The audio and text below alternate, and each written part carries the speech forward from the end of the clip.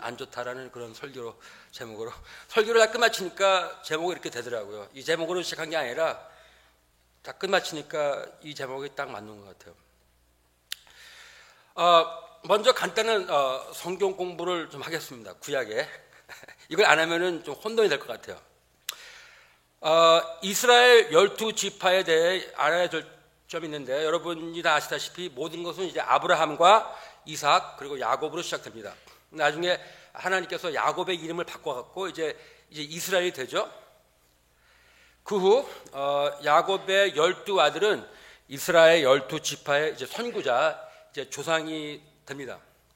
근데 이제 요셉에게는 두 아들, 즉 맏아들 므낫세와 그의 동생 에브라임이 있었는데, 근데 므낫세와 에브라임은 할아버지인 야곱이 그들을 자기의 아들로 취급했기 때문에 창세기 48장 5절 각각 자신의 이제 지파가 됩니다. 이렇게 요셉 지파는 므낫세 지파와 이제 에브라임 지파로 이제 나누어지게 됩니다. 그죠? 그렇게 되면은 이제 13개의 지파가 있다는 건데, 근데 하나님께서 레위를 자신의 것으로 취급했기 때문에 이스라엘은 12지파로 남아있게 됩니다. 요셉 지파는 이제 므낫세 지파, 에브라임 지파로 이렇게 나눠진다는 거죠. 이게 굉장히 중요해요. 그러니까 나중에 혼동됐다 그러면 때 이거 보시면은 혼동이 될 수가 없으니까 제가 그렇게 아셨죠? 그래요. 근데 이 설교를 위한 방법인데, 이제 에브라임과 므낫세 지파를 제가 이제 개인으로 인격화해야 됩니다. 수백 년에 걸친 이 지파들의 역사를 이 두 개인의 수명으로 저는 이제 간주합니다. 근데 혹시 이런 식으로 해석해도 됩니까 하는 질문에 그럼요, 할 수 있죠. 왜냐하면은 에스겔서 16장도 이스라엘 민족을 같은 방식으로 이제 대우합니다. 이제 그녀를 하나님의 아내로 성장한 버려진 아기로 우화시키는 그런 알레고리가 나오는데, 그 똑같은 방법이 있기 때문에 나중에 와셔갖고 그 방법 틀다고 그러면은 그럼 에스겔 16장 틀어다면 되니까 그런 말 하지 마세요. 5장의 5절에 내가 나던 날에 내 몸이 꺼린 바 되어 내가 들에 버리웠나라. 이게 지금 이스라엘 얘기하는 거거든요. 근데 어린 애로 지금 비유시키는 거예요. 그 다음에 8절 B 내 옷으로 너를 덮어 벌거벗은 것을 가리우고 내게 맹세하고 언약하여 너로 내게 속하게 하였느니라. 그러니까 이제 이날 이제 언약의 결혼을 하신 거예요. 이스라엘과. 물론 상징적이죠. 그래요. 그렇다면 이제 에브라임의 콤플렉스를 발견하기 위해서 우리는 사사기 시대에 그가 어떻게 행동했는지 우리가 알아봐야 됩니다. 사사기는 14기부터 11세기 주전 한 300년 사이인데, 여러분이 잘 아시는 이제 기드온 사사에 대해서 오늘 좀 말씀을 나누겠습니다. 짝짝끔. 근데 기드온 사사는 단지 300명의 군사로서 하나님께서 명하신 방법으로 이제 톨치, 나팔, 항아리를 사용해서 12만 명이 넘는 미디안 군대를 이제 격파하게 됩니다. 기적이죠. 근데 이제 다음 사건은 미디안 군이 완전히 패배하기 직전에 이제 일어난 일입니다. 그 직전에 에브라임 8장 1절입니다. 사사기. 에브라임 사람들이 기드온에게 찾아왔어요. 이르되 기드온, 내가 미디안과 싸우러 갈 때 우리를 부르지 아니하였으니 우리를 이같이 대적함은 어찌이뇨 하고 크게 다투는지라. 이게 지금 서로 싸우자는 거예요. 지금 큰 문제를 앞에 두고 있는데 어디 감히. 에브라임은 기드온이 군사작전에 그를 부르지 않았다는 사실에 화가 났어요. 글쎄, 그러나 에브라임이 말한 것은 틀렸습니다. 왜냐하면은 7장 22절 25절 적군이 도망하여 스레라이 벳시다에 이르고 또 답밭에 가까운 아벨 무홀라는 경계에 이르렀으며 23절 이스라엘 사람들은 납달리와 아셀과 므낫세에서부터 모여서 미디안 사람을 쫓았더라. 그러니까 세 다른 지파 아셀, 므낫셋 그리고 납달리가 합쳐갖고 이제 미디안 사람을 쫓았는데 24절 기드온이 사자를 보내어 에브라임 온 산지로 두루 행하게 하여 이르기를 내려와서 미디안 사람을 치고 그들을 앞질러 벳바라와 요단에 이르기까지 낮 두턱을 취하라 하매 이에 에브라임 사람들이 다 모여서 벳바라와 요단에 이르기까지 그 나루턱을 취하고. 이게 무슨 말이에요? 불렀죠. 와서는 왜 안 불렀냐 그랬는데 사실은 불렀죠. 에브라임 와서 적을 물리칠 수 있도록 도와줘. 그렇다면 왜 에브라임은 기드온에게 그렇게 화를 냈습니까? 기드온은 에브라임을 부르기 전에 먼저 납달리 지파와 아셋, 므낫세 지파를 불러 적을 끝내기 시작했는데 에브라임의 문제는 뭐냐? 왜 나 먼저 안 불렀어? 감히 내가 누군데? 영어로 말하면 I don't like to play second fiddle. 나는 두 번째 바이올린을 연주하는 거 별로 안 좋아해. 내가 누군데? 적이 앞에 아직도 있는데 지금 싸우자는 거예요. 왜? 먼저 안 불렀다고. 이게 에브라임의 컴플렉스의 한 부분입니다. 아까 읽었지만은 이제 사사기 10장에 우리 있습니다. 사사는 입다입니다. 그 사람도 그러니까 뭐 들어가 보면은 할 말 많은데 오늘 간단히 그냥 입다. 입다는 지금 막 암몬 자손을 물리쳤습니다. 완전 끝났어요. 근데 다시 한번 에브라임은 사사에게 매우 화가 났습니다. 또 기분 안 좋다고. 이번엔 또 왜? 12장 1절 아까 봉독할 말씀인데 제가 다시 읽겠습니다. 에브라임 사람들이 모여 북으로 가서 입다에게 이르되 내가 암몬 자손과 싸우러 건너갈 때 어차여 우리를 불러 너와 함께 가게 아니하였느냐? 우리가 반드시 불러 너와 내 집을 사르리라. 무서운 아이들이죠. 그죠? 입다가 에브라임의 참여 없이 적과 싸웠기 때문에 에브라임이 화가 났다는 거죠. 내가 누군데? 근데 또 틀렸어요. 또 12장 2절 입다가 그들에게 이르되 나와 너의 백성이 암몬 자손과 크게 다툴 때에 내가 너희를 부르되 불렀어. 너희가 나를 그들의 손에서 구원하지 아니한 거로 결국에는 에브라임은 거짓말을 한 거죠. 자기가 웃게 되려고.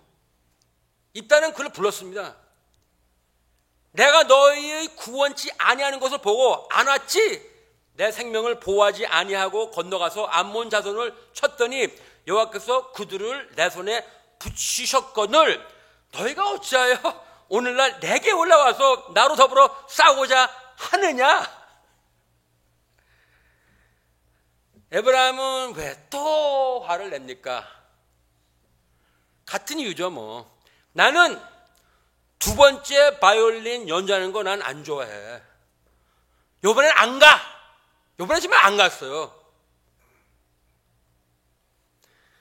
아, 이게 미스터 킴 이런 사람이지. 그러기 전에 이게 우리의 모습이 될 수가 있거든요. 다 지금 이런 입장에 왔다는 건 아니지만은 이런 입장에 갈 수가 있다는 거죠. 그 다음에 미스터 킴 생각해 보세요. 우리 먼저, 그 다음에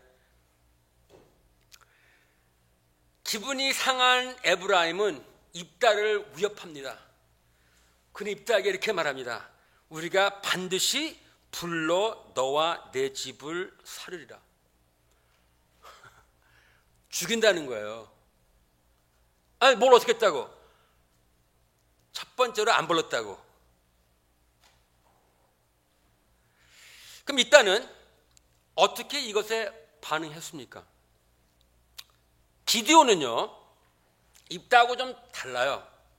그래서 기드온의 경우는 에브라임을 달렸습니다. 어휴, 형제님, 8장 2절. 기드온이 그들에게 이르되 나의 이제 행한 일이 너의 한 것에 비가 되겠느냐? 에브라임의 끝물 포도가 아비에셀의 만물 포도보다 낫지 아니하니? 하나님이 미디안 방백 오렙과 스엘을 너희 손에 붙이셨으니 나의 하늘이 어찌 너희의 한 것에 비교되겠느냐? 정치가인가 보죠? 네가 한 개 나가 비교하면 상대가 되니? 게임이 안 되지. 훨씬 잘났으니까. 그 말을 들은 뒤에 기드온이 이 말을 하며 이제 에브라임의 노가 이제 풀렸습니다. 그럼 그렇지. 그래요. 에브라임이 기드온한테는 이겼습니다. 근데 입다는 기드온하고 달라요. 입다는 상처를 받았던 사람입니다. 형제들한테 창녀한테 어머니가 창녀라고 쫓임 받은 사람이에요. 상처가 많은 사람입니다. 그 사람을 건드렸어요. 입다는 어떻게 이것에 반응했습니까? 12장 4절. 입다가 길리앗 사람을 다 모으고 에브라임과 싸웠더니 시빅 워예요. 길리앗 사람들이 에브라임을 쳐서 파였으니 그를 잡아서 6절 B 그를 잡아서 요단 나루터기에 죽였더라. 그때 에브라임 사람의 죽은 자가 42,000명이었더라. 영어로 barking up the wrong tree. 에브라임은 엉뚱한 나무를 향해서 쥐셨습니다. 즉 에브라임은 잘못 걸려 들어간 거죠. 함부로 입다 덤볐다가 본전도 못 찾았습니다. 근데 우리가 에브라임의 인물 경향을 더 깊이 파고들수록 역겨움을 느끼게 됩니다. 그거 다 아니에요. 점점 파고 들어가면은 정말 역겨워요. 이런 사람이 다 있냐? 이런 사람이 만약에 우리의 남편, 부인, 목사님, 장로님, 형신 되면은 가정 망하고 교회는 싹 망하게 되는 거죠. 근데 그렇게 안 보이거든요. 에브라임이 안 그랬으니까, 안 보였으니까. 시간상 약간 뒤쪽으로 이동해 봅시다. 사사기 시대가 시작되기 직전 지금 말씀드린 겁니다. 이제는 약속의 땅은 이제 이스라엘이 소유하고 있습니다. 이제 여호수아가 지금 리더 때인데 여호수아는 지파들에게 땅을 분배하는 그때였습니다. 너는 요거 갖고 너는 저거 갖고 그럴 때예요. 에브라임과 므낫세 지파 여기서는 총체적으로 요셉의 지파라고 부르는데 에브라임과 므낫세 지파는 받은 부분에 대해 어떻게 생각했을까요? 자시아가 여기 있다 가져라. 여호수아 17장 14절에 요셉 자손, 그러니까 총체적으로 요셉의 지파라고 부르는데 요셉 자손이 여호수아에게 이렇게 말합니다. 받아보니까 여호와께서 지금까지 내게 복을 주심으로 내가 큰 민족이 되었거늘 당신이 나의 기업을 위하여 한 제비, 한 분깃으로만 내게 주시면 어찌이니까 불평하고 불만했어요. 요셉의 자손입니다. 근데 누가 정말 여호수아에게 말을 했을까요? 므낫세지 있고 에브라임이 있는데 그 둘 중에 누가 정말 여호수아한테 가갖고 우리는 파이가 더 큰 조각을 받을 가치가 있어. 누가 그랬을까요? 므낫세지 그랬을까요? 아니면은 에브라임이 그랬을까요? 여호수아 17장 15절에 따르면 어떻게 나타나나요? 에브라임이 므낫셋을 대표하여 말할 수도 있습니다. 왜냐하면 여호수아는 이렇게 대답합니다. 나는 더 많은 땅이 필요해 그랬을 때 여호수아가 내가 큰 민족이 되므로 에브라임 산지가 내게 너무 좁을진데 브리 사람과 르바임 사람의 땅 살림에 올라가서 스스로 개척하라. 에브라임이 왔습니다. 주석자들도 이 관찰에 동의합니다. 몰링이라는 사람은 에브라임 사람들은 숫자와 명성이 더 커졌다는 이유로 더 많은 영토를 원했다. 우드라는 학자는 에브라임은 이미 배당 시점에서 자신의 부분에 대해 불편했다. 글쎄 그게 그렇게 중요하나요? 여러분들, 만약 에브라임이 우리가 숫자가 더 커졌다 그렇죠? 그거 확실한 겁니까? 그 사람들도 잘못 계산한 거 아니에요? 이게 중요한가요? 네. 근데 왜 중요할까요? 에브라임은 요셉의 지파가 무수히 많고 강해졌다는 이유로 더 많은 땅을 요구했을 때 편리하게 잊어버린 것이 있었습니다. 나는 위대하다. 그러므로 나는 더 받을 가치가 있는데 우리가 더 커졌기 때문에. 근데 하나 편리하게 빠뜨린 게 있어요. 그게 뭐냐? 그래요. 요셉 지파, 므낫셋과 에브라임 합해서 요셉 지파는 에브라임과 므낫셋의 집단으로 숫자적으로는 성장했습니다. 그건 사실이에요. 하지만 숫자의 증가는 에브라임과는 아무 관련이 없었습니다. 그걸 어떻게 합니까? 할 수 있죠. 그 사실이 20세 이상 남성만 계수한 이스라엘 인구조사 데이터를 검토할 때 뚜렷하게 봅니다. 참고로 이제 첫 번째 인구조사는 이집트를 떠난 직후에 수행됩니다. 민수기서 1장. 두 번째 인구조사는 그 후 38년 후에 이제 실시됩니다. 참고로 입다의 학살 44만 2천의 에브라임 사람들 죽인 것은 두 번째 인구조사 이후 한 300년 후에 발생한 거기 때문에 그때 숫자가 더 많다는 게 보일 텐데, 왜냐하면 300년 후기 전에 그렇습니다. 어쨌든 인구조사를 했는데 그 두 개를 비교해 볼 때 에브라임이 일부러 뭐를 까먹었다는 사실, 일부러 밝히지 않았다는 사실이 역력히 우리는 보게 됩니다. 보세요 한번. 이게 이제 첫 번째 인구조사인데 최고로 인구 이득한 세 지파 중에서 므낫세가 넘버원입니다. 64%의 증가입니다. 므낫셋은 더 커졌어요. 동시에 그것의 반대로 최고로 인구 검소한 세 지파 중에서 에브라임은 넘버 2입니다. 20%가 감소된 거예요. 합치면은 늘었죠. 근데 둘을 나눠보면은 하나는 커졌고 하나는 적어졌습니다. 적어진 녀석이 나와서 우린 커졌는데 더 줘! 이러는 거예요. 이게 무슨 말입니까? 여러분들, 그러죠? 에브라임이 내가 큰 민족이 되었거늘, 여호수아 17장 14절.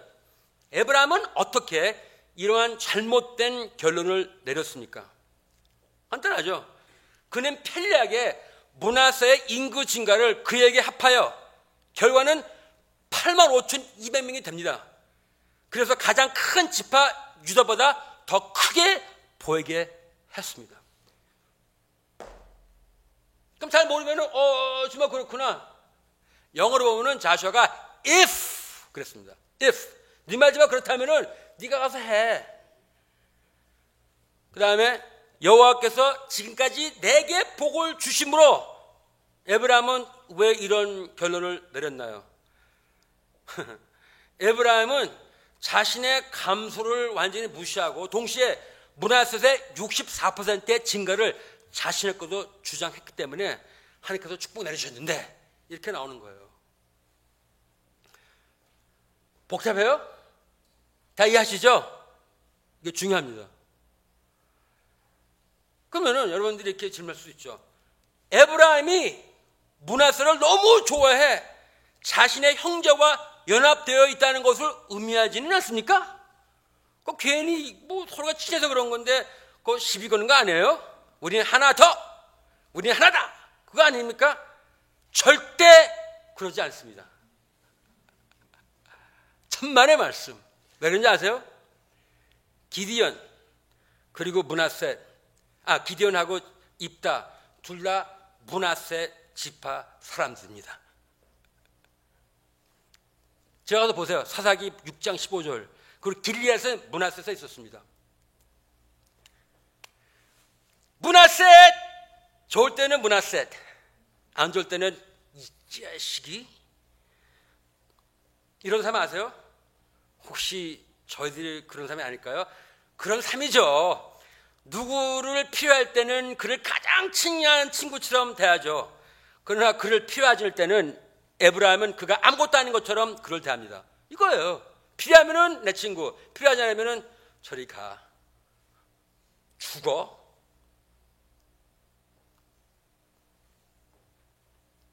그래서 어쨌다는 거야?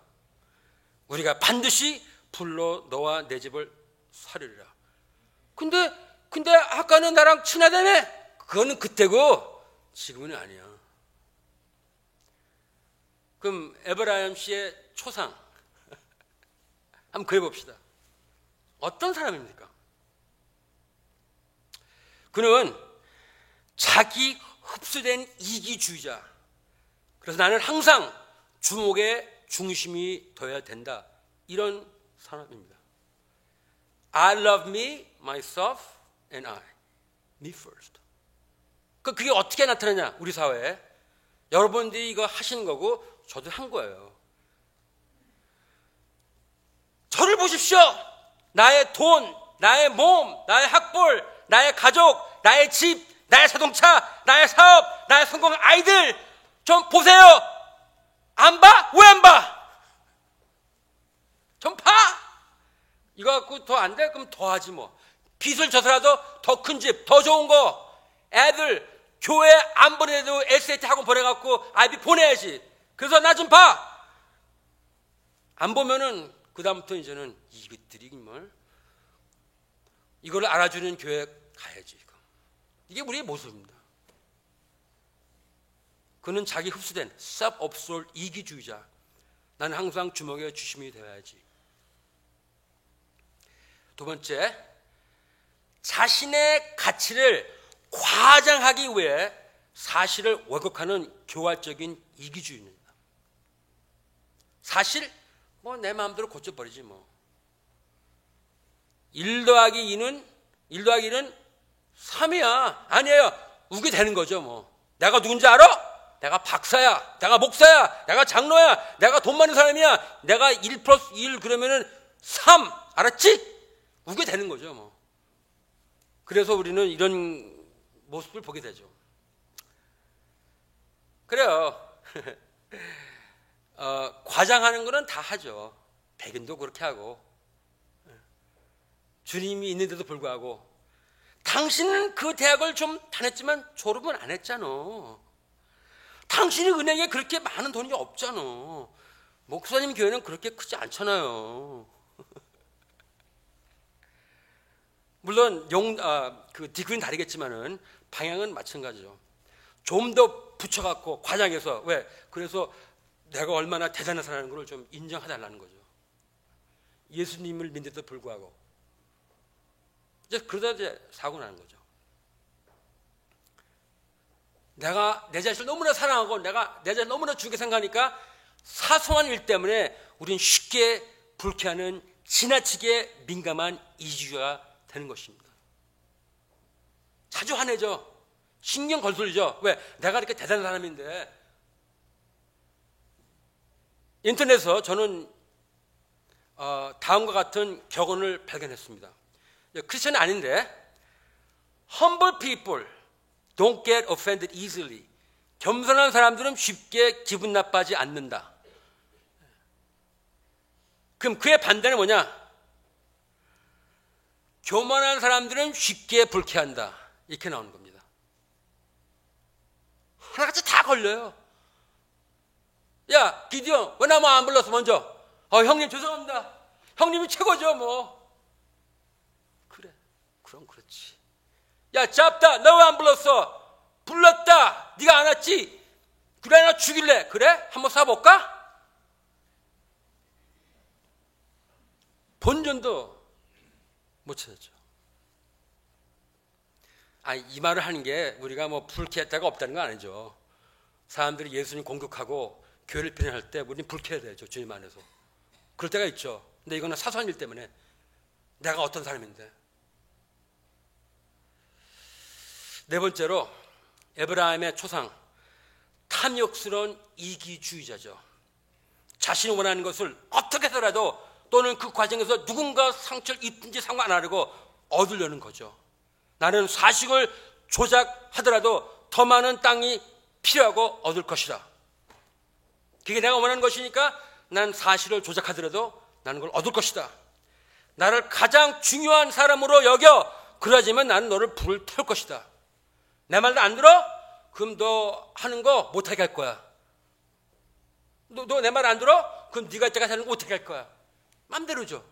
탐욕스러운 이기주의자, 자신이 원하는 것을 어떻게 해서라도 또는 그 과정에 누군가 상처를 입든지 상관하지 않고 얻으려고 합니다. 이게 어디서부터 시작되냐면은 우리 스스로 생각하기를 내가 좀 열심히 일했다. 실제 또는 시각으로 나는 열심히 일했다. 그래서 내가 받은 것 이상 얻을 자격이 있다. 이렇게 생각이 되는 겁니다. 나는 못했어. 나는 결로 빠져서. 그러면 그렇게 안 가. 그건 다른 문제입니다. 그거는. 오늘은 그 문제 다루지 않아요. 이 문제는 내가 좀 더 낫다. 내가 좀 열심히 했다. 그래서 받아보니까 겨우 이거야. 나는 더 이상 받을 자격이 있다. 그래서 나는 그를 빼앗을 거야. 도중에 어떤 게 또는 누군가가 상처를 입더라도 그것은 부적인 피해다. collateral damage. 이렇게 가는 거죠. 누가 상처를 받든지 간에. 그럼 결국은 뭐냐? 에브라임 씨의 초상, 결국 모든 것을 잃어버리는 어리석은 이기주의자죠. 에브라임은 엉뚱한 나무에 향해서 짓는 결과 싹 망했습니다. 잠언서 16장 18절, 교만은 패망의 선봉이요 거만한 마음의 넘어짐의 앞장이니라. 결국에는 나밖에 이기주의자는 어리석은 사람입니다. 잘 나가는 것 같죠? 사람들이 피해주고 이렇게 져주니까 신났죠? 근데 드디어 잘못 건드렸죠. 하나님의 도구죠. 싹 망했습니다. 이게 무슨 말이냐? 결국에는 부서진 관계, 갈라진 가족, 상처 입은 교회, 깨진 삶. 이게 이기주의자의 초상의 결과입니다. 바보죠, 결국에는. 에브라임이 그랬습니다. 부서진 관계, 갈라진 가족, 상처 입은 교회, 깨진 삶. 그러면은 어떻게 이렇게 되었습니까, 이 사람은? 아니, 에브라임도 어떻게 이렇게 됐니? 다 죄인이죠. 이런 가능성이 있는데 그렇다고 이 사람처럼 이렇게 꼭 되란 법은 없습니다. 이 정도까지. 근데 에브라임, 넌 어떻게 된 거냐? 긴 소리 짧게 해서 그에게 수여된 큰 은혜가 그의 머리만 크게 했습니다. 에브라임은 하나님의 큰 은혜를 받은 자예요. 여러분 아시다시피 야곱은 죽기 전에 그 아들들, 12아들들을 축복을 했습니다. 그러나 그가 므낫세와 에브라임을 축복할 때 야곱은 에브라임, 아우인데 동생인데 에브라임에게 첫 번째 아들의 축복을 주었습니다. 이렇게 해서 요셉, 므낫세와 에브라임의 아들이 그걸 보고서 창세기서 48장 17절, 요셉이 그 아비가 우스를 에브라임의 머리에 얹은 것을 보고 기뻐 아니하매 18절, 그 아비에게 이르되 아버지여 그리 마옵소서 이는 장자니 므낫셋이 장자니 우스를 그 머리에 얹으소서. 아버지. 이제 야곱이 이런 말을 할 때 에브라임이 잘 듣죠. 잘 들었나 봐요. 아주 잘 들었나 봐요. 19절 아비가 허락지 아니하여 가로되 이 아우가 그보다 큰 자가 되고 그래? 내가 더 커질 거야? 그 자손이 여러 민족을 이루리라 하고 에브라임을 므낫셋보다 앞세웠더라. 이게 하나님의 은혜입니다. 나중된 사람이 먼저 된 거예요. 그래서 얼마나 커졌냐면은 나중에 이제 이스라엘이 갈라지잖아요. 그럼 남부 이스라엘은 유다로 불려지고 북부 이스라엘은 에브라임이라고 불려졌습니다. 그 정도로 커진 거예요. 머리가 커지도록 커진 거죠. 우리 한번 이렇게 생각해 봅시다. 하나님의 은혜, 하나님의 축복, 그거를 잘못 다루면은 이렇게 돼요. 더 많은 축복, 더 많은 은혜, 그거 잘못 다루면은 이렇게 됩니다. 이 친구, 나는 특별한 사람, 머리가 조금 커졌네?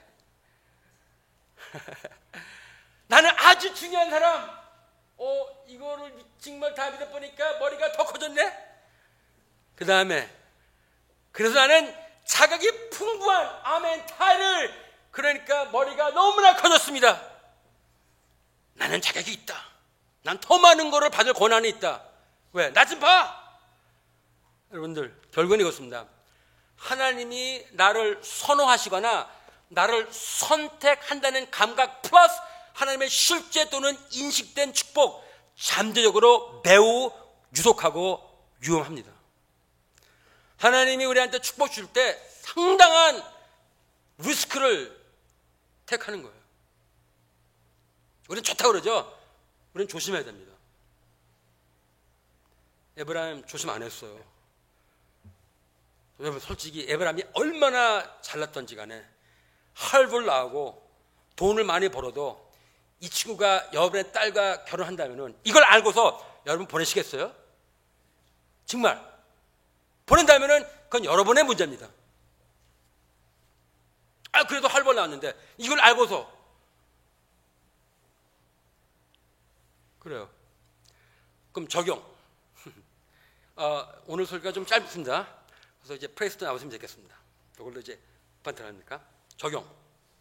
첫 번째는 좀 라이트한 것부터 시작되겠습니다. 쉽게 기분 상하지 마세요. 엉뚱한 사람에게 비판적이나 위협적인 발언을 하여 곤란한 상태에 빠진 것을 피하십시오. 전도서 7장 9절 급한 마음으로 노를 바라지 말라. 노는 우매자의 품에 머무릅니다. 잠언서 20장 3절 다툼을 멀리하는 것이 사람에게 영광 이언을 미련한 자마다 다툼을 일으키니라. 우리 자신이 볼 때 쉽게 화내고 쉽게 언성을 높이며 쉽게 그럴 때 한번 내가 왜 그런지 우리가 한번 자세히 검토해야 될 것 같아요. 주의 의를 위해서 그러는 건지 아니면 내가 대단한 사람인데 나를 건드려서 그런 건지 우리가 한번 스스로 점검해야 될 것 같습니다. 두 번째, 약간 높은 용도인데 스스로를 너무 심각하게 생각하지 마십시오. 영어로 말하면 Don't take yourself too seriously. 로마서 12장 3절 여러분은 자신을 과대평가하지 말고 하나님께서 각자에게 나누어주신 믿음의 정도에 따라 분수에 맞는 생각을 하십시오.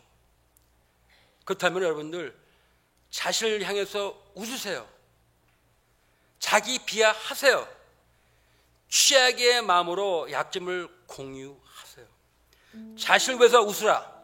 Laugh at yourself. 저도 그걸 좀 노력을 해야 돼요. 우리 집에서는 제가 Mr. Serious로 좀 유명하거든요. 자기 비하, self-deprecating, 취약한 마음, vulnerability, 약점을 공유하세요. 누가 잘하는지 아세요? 이 교회에서? 정 목사. 참 잘해요. 그래서 다들 솔직히 인간적으로는 다들 좋아하죠. 왜? 그 사람은 자기 내세우는 사람이 아니기 때문에. 그럼 저게 뭐냐? 저 약점 많죠. 근데 간단히 말씀드리면은 저의 일을 든다면은 젊었을 때 너무 형편없었습니다. SAT 1600 만점에 겨우 780을 받았습니다. 물론 미국은 이제 얼마 안 돼서 이제 시험 쳤기 때문에 뭐 그래봤자 뭐 형편없었고, 대학 1학기 성적 0.8 C 하나 받고 D 2개 받고 F 2개 받고 2년 대학 다닌 후 성적이 너무 후져갖고 학교에서 이제 서스펜드를 당했습니다. 저 녀석 별거 아니네. 별거 아니죠. 예수 믿기 전입니다. 근데 자신에게 이렇게 말하세요. 그리스도를 떠나서 나는 그렇게 중요하지 않다. 나는 특별하지 않다. 또 내가 특권이 있다고 느껴야 할 이유가 전혀 없다. 그래요. 저 예수 믿고서 많은 덕을 받습니다.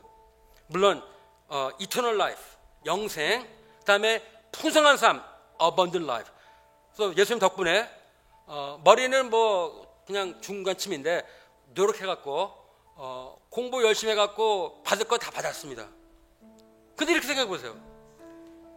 예수님 때문인데 이제 예수님을 한번 예수님 때문인데 예수님을 한번 없애봅시다. 어떻게 되는지 알아요? 저렇게 되는 거예요. 그게 저고 그게 여러분들입니다. 그러니까 하나님께서 축복을 더해주면 줄수록 예수 아니면은 나는 아무것도 아니야. 예수님 때문에 나는 그래도 something이지만은 예수님이 없으면은 난 그럴 수가 없지. 그렇다면 우리는 이기주의가 될 수가 없고 되면 안 되죠. 그죠? 왜? 예수님 없으면은 with nothing. 성경이란 말씀하잖아요. Apart from me, you can't do anything. 그죠? 세 번째로 그러는데 두 번째 바이올린 연주하는 것을 잘 하세요. 즉 주님처럼 다스리는 것 대신에 이웃을 섬기는 바이올린 세컨드 필을 좀 잘합시다. 그냥 시키는 것만 잘하는 게 아니라 그냥 우리가 섬기는 거. 이런 말씀 있잖아요. 빌립보서 2장 3절 5절. 오직 겸손한 마음으로 각각 자기보다 남을 낮게 여기고 각각 자기를 돌볼 뿐더러 또한 각각 다른 사람들의 일을 돌보라. 너희 안에 이 마음을 품으라. 곧 그리스도의 예수의 마음이니. 나 지금 조 목사님 선전하는 거 아닌데 참 잘하는 것 같아요. 그래서 아직도 내가 계산합니다. 저기 어디 여행 가면 나 꼭 부르라고 내가 공항에 데려줄 테니까. 왜? 하도 많이 내가 부탁해갖고 너무나 미안해갖고 항상 그냥 3시, 4시 아침도 괜찮으니까 부르라고. 그래, 맙시다. 저 이거를 좀 중요하게 생각해요. 다른 사람들이 당신보다 나아지도록 도우세요. Make them better than you. 그래서 그 사람이 정말 여러분과 더 나아졌을 때 그때 흐뭇한 마음이 드는 그런 사람이 되기를 원합니다. 그 다음에 아무리 열심히 하고 아무리 잘해도 어떨 때는 사람들이 인정을 안 할 때가 있어요. 어떤 이유든지 간에. 아무도 당신의 섬김을 알지 못한다고 걱정하지 마세요. 히브리서 16장 10절 하나님은 다 알고 계십니다. 그래서 하나님께서 상을 주신대요. 결국에서는 우리는 그를 위해서 하는 겁니다. 그럼 그분이 보시고서 그분이 나중에 상 주신다면은 그걸로 만족해야 되겠죠. 기도합시다.